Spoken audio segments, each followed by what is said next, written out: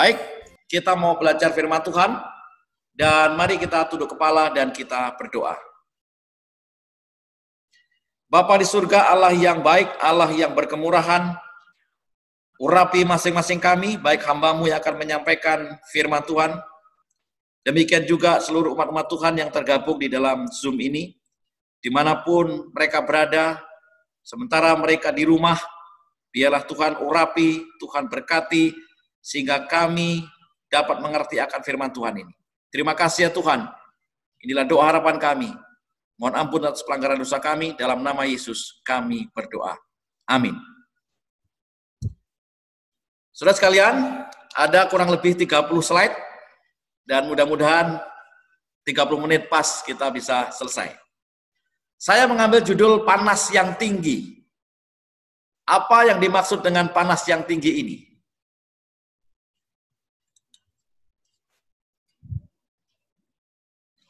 Seorang penulis bernama C.S. Lewis, dia mengatakan demikian di dalam tulisannya A Grief Observed.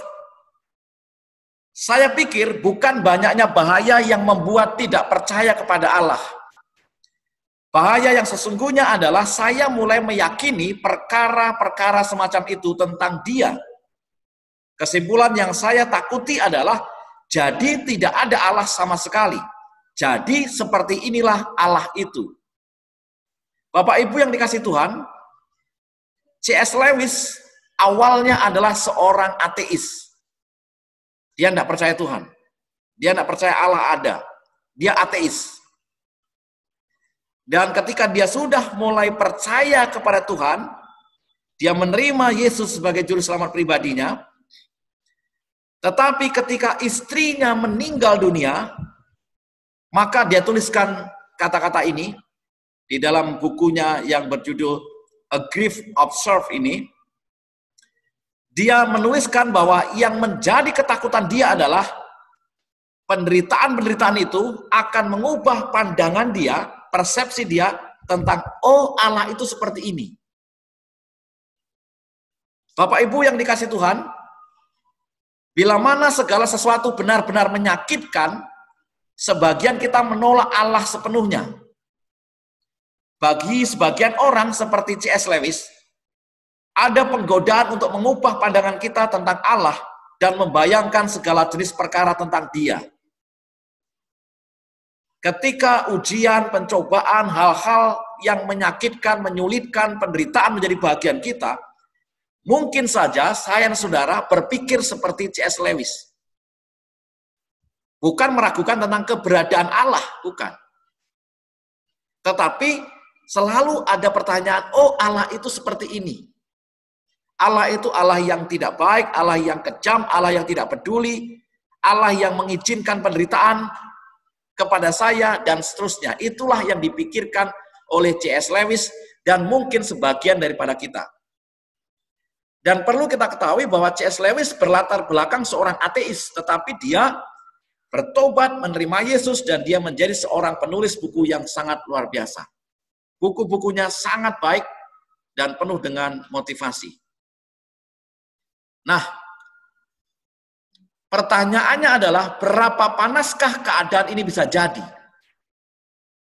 Berapa besar yang Allah mau pertaruhkan dalam menempatkan umatnya kepada keadaan yang mereka lalui guna menyebabkan terjadinya maksud Allah yang tertinggi dalam membentuk kita menjadi serupa dengan Dia.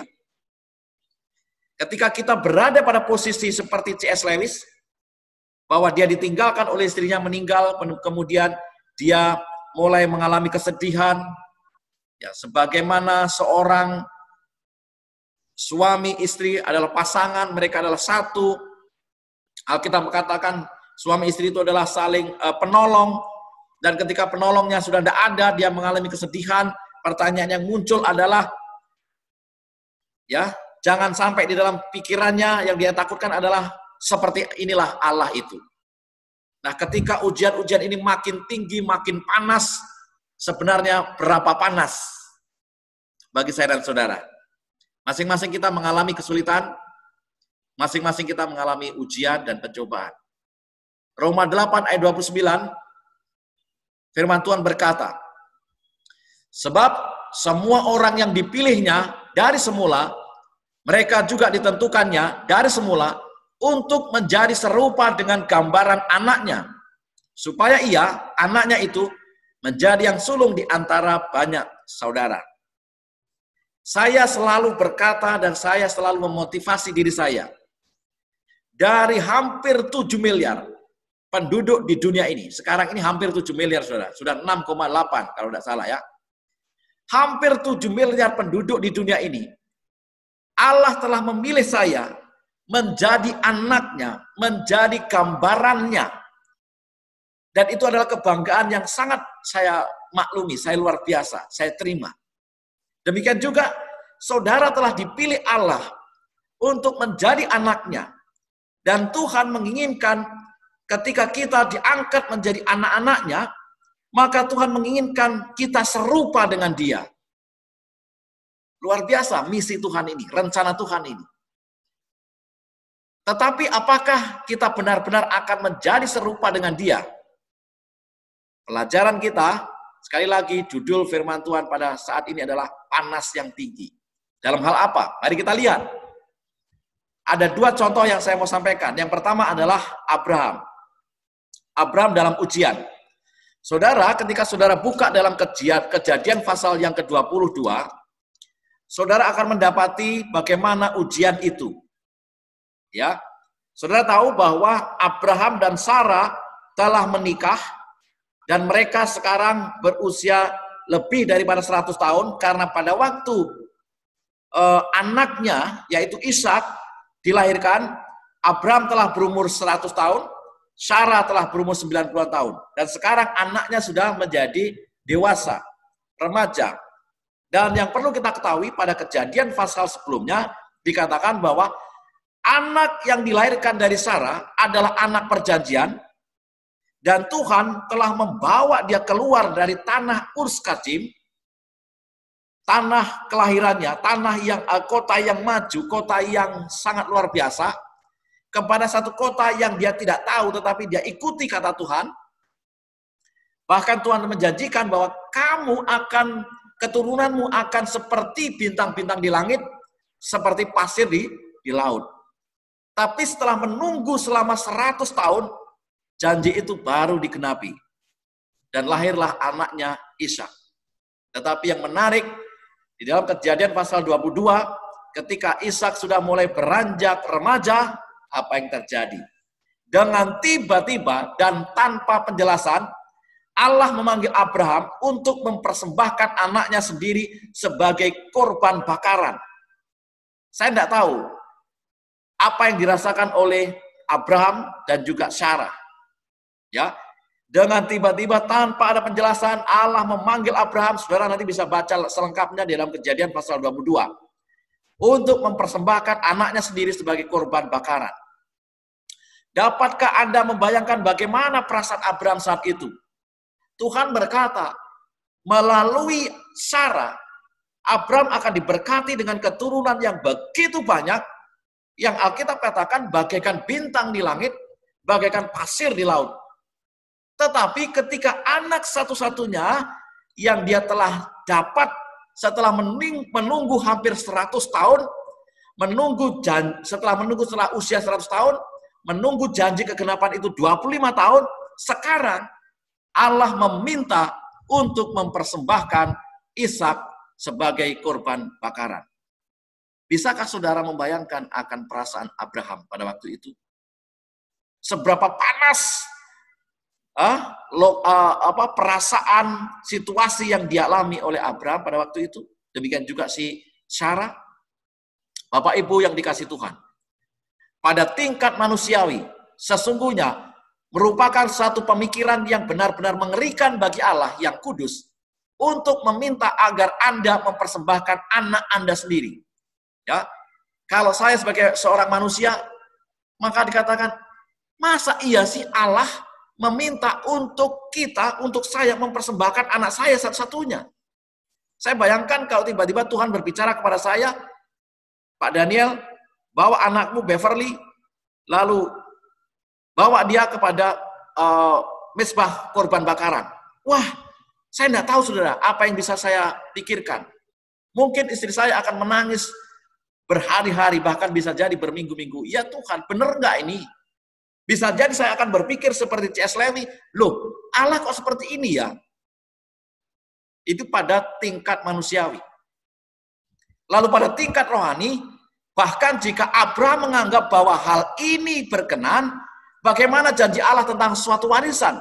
Tanpa anaknya, janji itu akan hilang. Saudara sekalian, kita ketahui bahwa Allah telah berjanji kepada Abraham. Nah, kalau benar bahwa si anaknya yang tunggal ini hendak dipersembahkan, tentu Abraham akan berpikir, Tuhan sudah berjanji. Bagaimana sekarang Tuhan meminta kembali janjinya itu, lalu saya tidak bisa membayangkan apa pikiran Abraham, tetapi mungkin saja dia berpikir, kok Tuhan mencela-mencela ya? Kemarin mau berkata, atau beberapa tahun yang lalu mengatakan, keturunanmu akan seperti bintang di laut, bintang di langit, pasir di laut, tapi sekarang ternyata anak satu-satunya suruh mempersembahkan. Ini secara rohani. Lalu tidak ada lagi warisan, tidak ada hal-hal yang dijanjikan itu. Bapak Ibu yang dikasih Tuhan, mengapa Allah meminta Abraham untuk mempersembahkan korban ini? Jika Allah mengetahui segala sesuatu, apa maksudnya? Pernahkah saudara membayangkan, tidak mungkinlah Tuhan mau supaya umatnya, supaya Abraham membunuh anaknya sendiri untuk korban persembahan. Masa harus anaknya, harus ciptaannya yang agung, orang yang dipilihnya, lalu akan dipersembahkan. Ya kalau mempersembahkan domba dan lainnya, mungkin maklum lah. Jadi, kalau demikian, apa maksud Tuhan dalam hal ini? Ellen G. White, Alpha dan Omega, jilid 1, halaman 166-167, berkata demikian. Permintaan Allah dan penentuan waktu permintaan itu tidaklah acak. Sesungguhnya, hal itu telah diperhitungkan untuk memberikan kepedihan yang terdalam yang mungkin dirasakan. Karena Allah telah menyimpan ujiannya yang terakhir dan yang paling berat bagi Abraham sampai kepada saat bila mana beban kehidupannya terasa berat di atas pundaknya dan Abraham rindu untuk beristirahat dari kesusahan dan kecemasan. Bapak Ibu yang dikasih Tuhan, melalui pena inspirasi kita tahu bahwa Allah telah melihat situasi ini, Allah telah memperhitungkan tentang permintaannya ini. Dan itu tidak main-main, itu tidak asal ngomong, saudara sekalian. Masih di dalam tulisan Ellen G. White, Alpha Omega, jilid 1, kalau ini halaman 173, dikatakan demikian. Apakah ini ujian Allah yang gila? Sama sekali tidak, karena kesedihan yang ia derita selama hari-hari ujian yang gelap dan berat itu, dibiarkan terjadi kepadanya, agar dia dapat mengerti. Mengerti dari apa? Dari pengalamannya sendiri, sesuatu mengenai kebesaran daripada pengorbanan yang diadakan oleh Allah yang Maha Kuasa untuk penebusan manusia. Bapak Ibu yang dikasih Tuhan, ada maksud Allah untuk meminta korban bakaran, yaitu anaknya, kepada Abraham. Allah mau mengajarkan bagaimana Abraham mengerti bahwa Tuhan, anak Allah, Yesus Kristus, yang maha besar itu telah dikorbankan untuk menebus manusia. Saudara-saudaraku yang dikasih Tuhan, Kejadian 22 ayat 1. Setelah semuanya itu, Allah mencoba Abraham. Ia berfirman kepadanya, Abraham, lalu sautnya, ya Tuhan. Menarik ini saudara sekalian, karena ternyata Allah mencoba Abraham. Allah menguji Abraham. Roh Nubuat mengatakan Allah sudah tahu tentang kondisi Abraham. Allah tahu persis.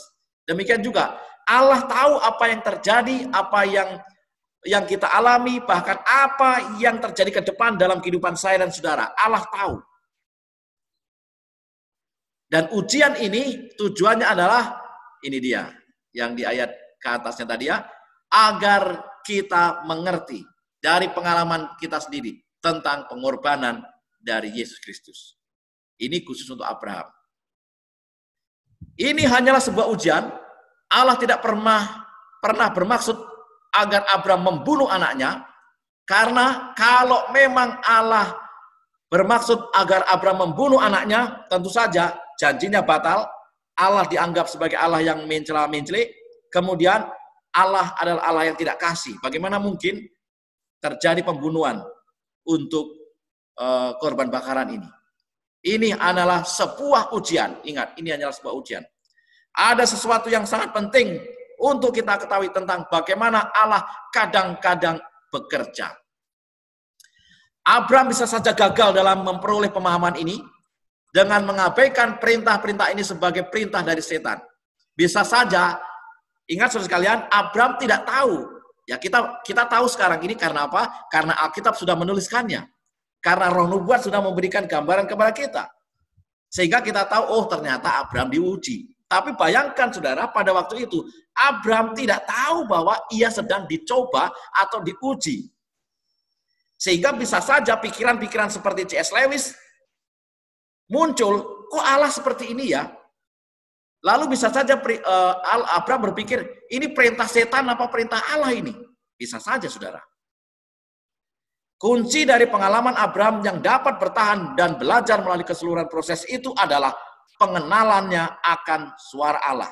Tetapi saudara sekalian, Abraham tahu persis bahwa itu suara Allah.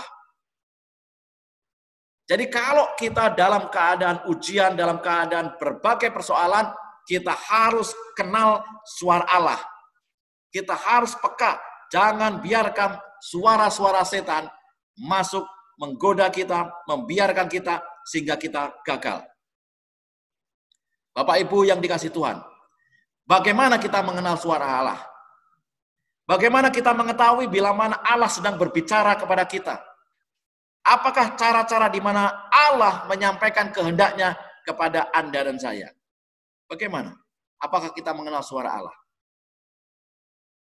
Satu contoh yang sangat luar biasa. Dan Abraham mengenal bahwa ini suara Allah.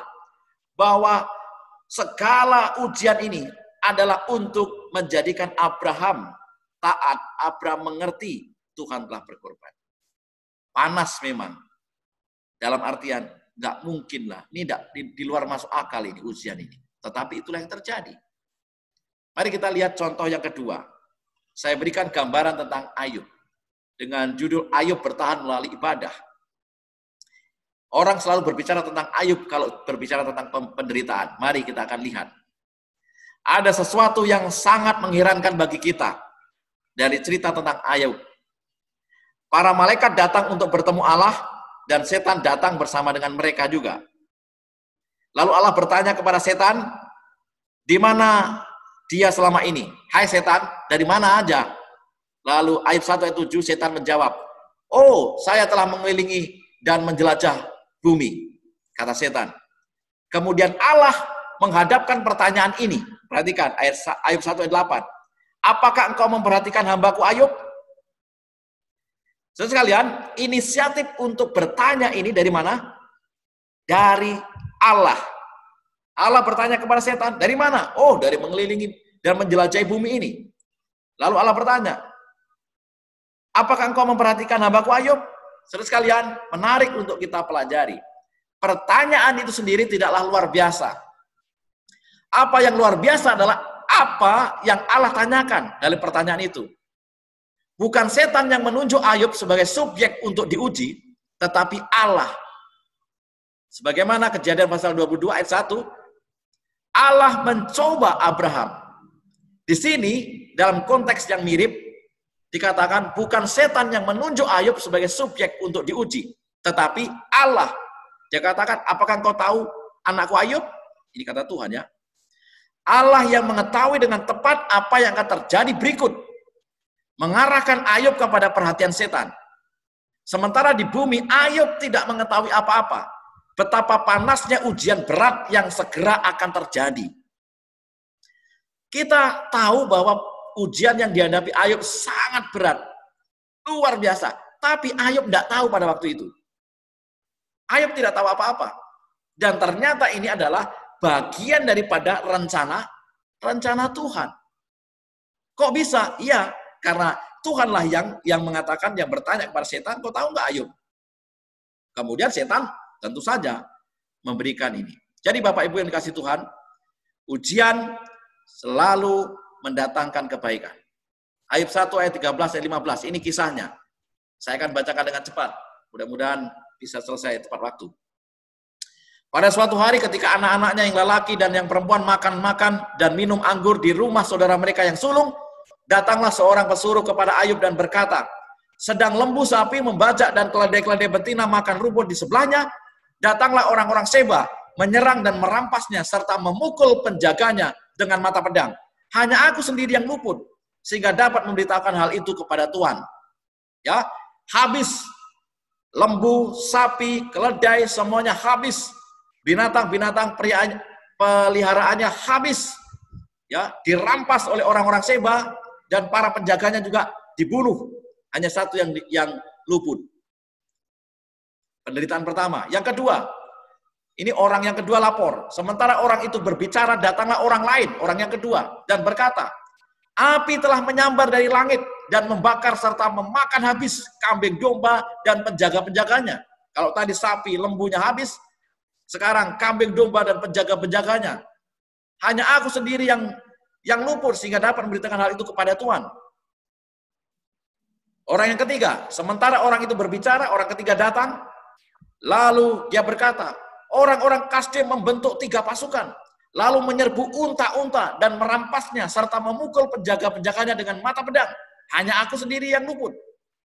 Lembu, sapi, domba, kambing, kemudian unta-unta, semuanya habis dirampas. Lalu orang yang keempat melaporkan. Sementara orang itu berbicara, datanglah orang lain dan berkata, anak-anak tuan yang lelaki dan yang perempuan sedang makan-makan dan minum anggur di rumah saudara mereka yang sulung. Maka tiba-tiba angin ribut bertiup dari seberang padang gurun. Rumah itu dilandanya pada 4 penjurunya dan roboh menimpa orang-orang muda itu. Sehingga mereka mati.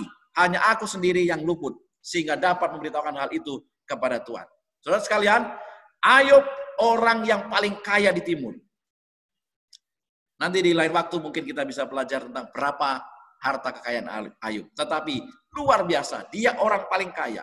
Lembunya, dombanya, kambingnya, untanya, semua ternyata habis dalam waktu yang singkat. Bahkan anak-anak laki dan perempuannya, ada 10 orang mereka mati seketika.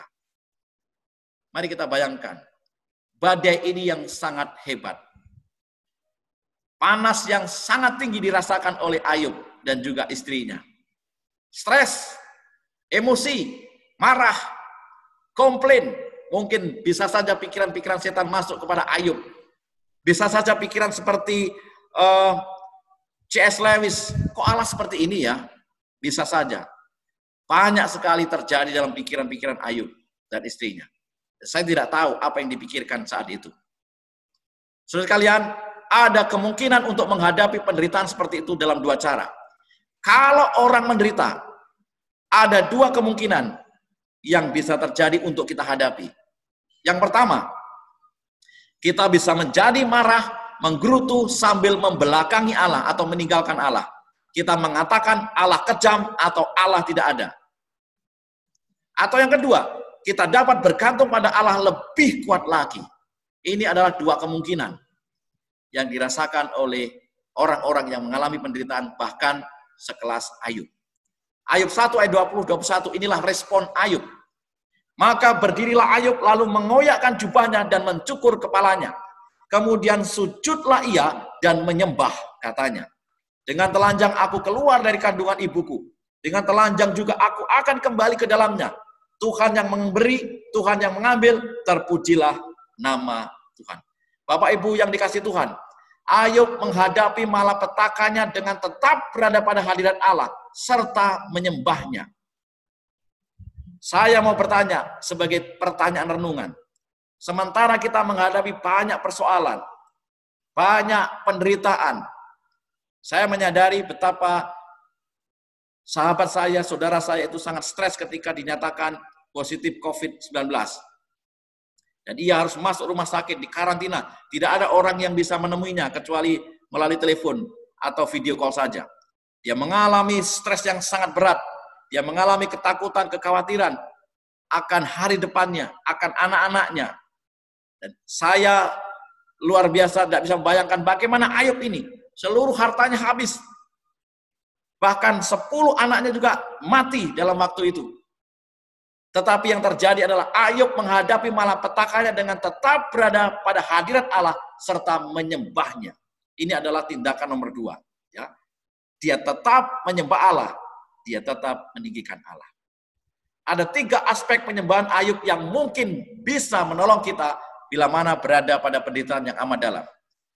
Seandainya saudara dan saya ada permasalahan, apapun permasalahannya, apakah permasalahan kecil atau besar, permasalahan rumah tangga, pekerjaan, sakit penyakit, atau apapun, perhatikan 3 aspek yang dilakukan oleh Ayub. Yang pertama, Ayub menerima ketidakberdayaannya dan menyadari bahwa dia tidak memiliki tuntutan apapun atas apapun. Ayub 1 ayat 21a.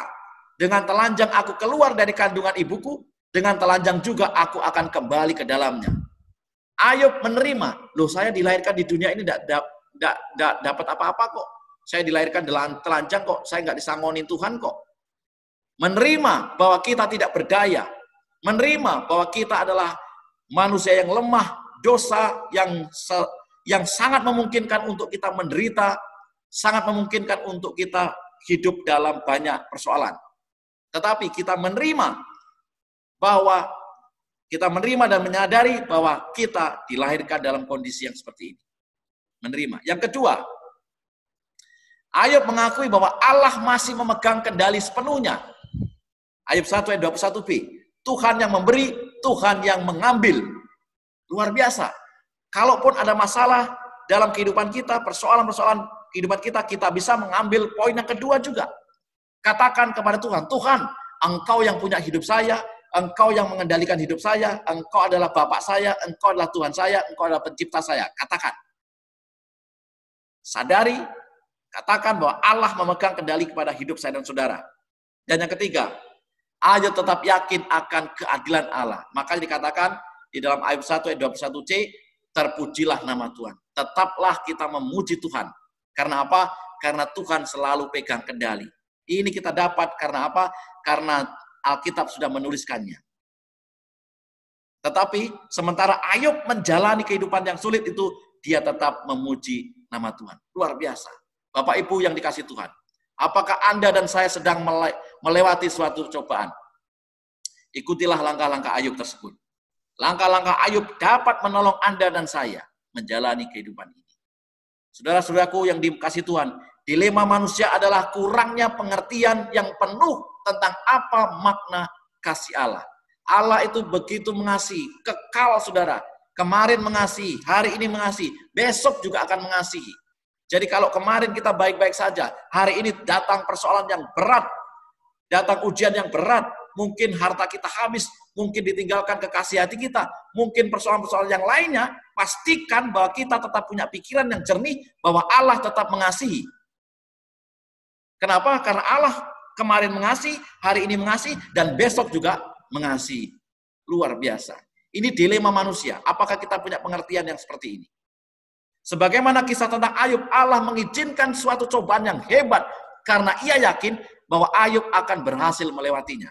Saudara sekalian, bahwa apa yang terjadi oleh Ayub, Tuhan mengetahui persis. Bahkan Tuhanlah yang menyodorkan kepada setan. Kamu tahu nggak hambaku Ayub? Oh tahu.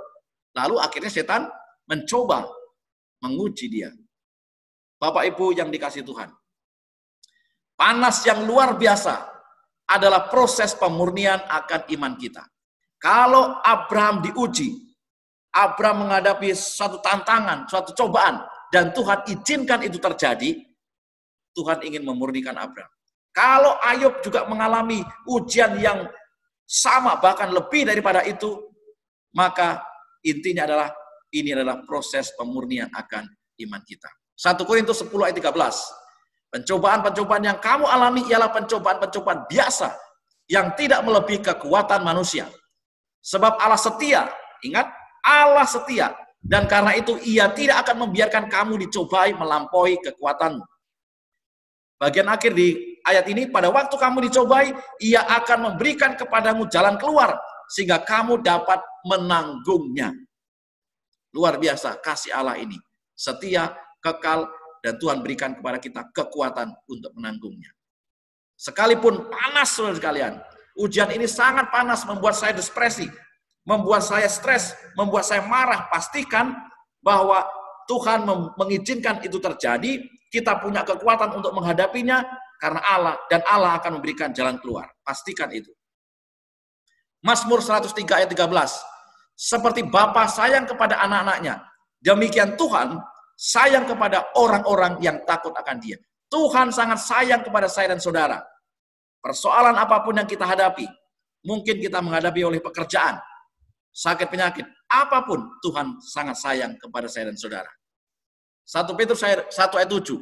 Maksud semuanya itu ialah untuk membuktikan kemurnian imanmu. Iman kita kepada Tuhan, pandangan kita kepada Tuhan. Apa yang menjadi ketakutan C.S. Lewis adalah bahwa jangan sampai kita punya pandangan, loh kok Allah seperti ini ya? Sehingga masuk pikiran-pikiran setan. Sekalipun ujian datang, sekalipun pencobaan datang, penderitaan datang, ingat, itu untuk membuktikan kemurnian imanmu. Kenapa? Karena iman ini jauh lebih tinggi nilainya daripada emas yang fana, yang diuji kemurniannya dengan api, sehingga kamu memperoleh puji-pujian dan kemuliaan dan kehormatan pada hari Yesus Kristus menyatakan dirinya. Kesimpulan hari ini, Bapak Ibu yang dikasih Tuhan, ada 3 poin yang saya sampaikan. Pertama, panas yang tinggi dari Allah tidaklah untuk menghancurkan kita, tetapi dosa kitalah yang mau dihancurkan. Nah, sementara kita menghadapi ujian yang sangat panas, yang sangat berat, pastikan bahwa Allah tidak mau menghancurkan saya dan saudara. Tetapi Allah mau menghancurkan dosa saya dan saudara. Ini kita harus berpikir peka terhadap posisi-posisi nuansa-nuansa rohani. Yang kedua, panas yang tinggi dari Allah tidaklah untuk membuat kita sengsara, tetapi untuk membuat kita murni, sebagaimana kita diciptakan murni. Pikirkan yang kedua juga, saudara sekalian. Kalau ada persoalan, kalau ada tantangan hidup, kalau ada kegagalan-kegagalan yang harus kita lewati, kalau kita ditinggalkan oleh pasangan kita, kalau kita banyak sekali persoalan, ingat saja, Allah tidak ingin membuat kita sengsara, tetapi Allah ingin supaya iman kita semakin murni. Yang ketiga, kepedulian Allah bagi kita melalui segala sesuatu adalah tetap dan lembut. Dia tidak akan pernah meninggalkan kita sendirian, apapun yang terjadi pada kita. 1 Korintus 10 ayat 13. Allah tetap peduli kepada saya dan saudara. Kalau demikian, sementara ujian datang, siapa yang berubah? Kitalah yang selalu berubah pikiran kita. Wah, Allah kok begini ya, padahal kemarin Allah menyayangi kita. Sekarang giliran tiba kesusahan, lalu kita bilang, Allah tidak baik, Allah tidak kejam, Allah meninggalkan saya, dan seterusnya. Pastikan bahwa Allah tetap lembut, Allah tetap baik, Dia tidak pernah meninggalkan saya dan saudara. Bapak Ibu yang dikasih Tuhan, biarlah ini menjadi perenungan bagi kita, bahwa Allah tidak ingin menghancurkan kita, Allah ingin membuat kita murni, Allah tetap peduli, baik kemarin, baik hari ini, bahkan untuk masa-masa yang akan datang. Tuhan memberkati kita.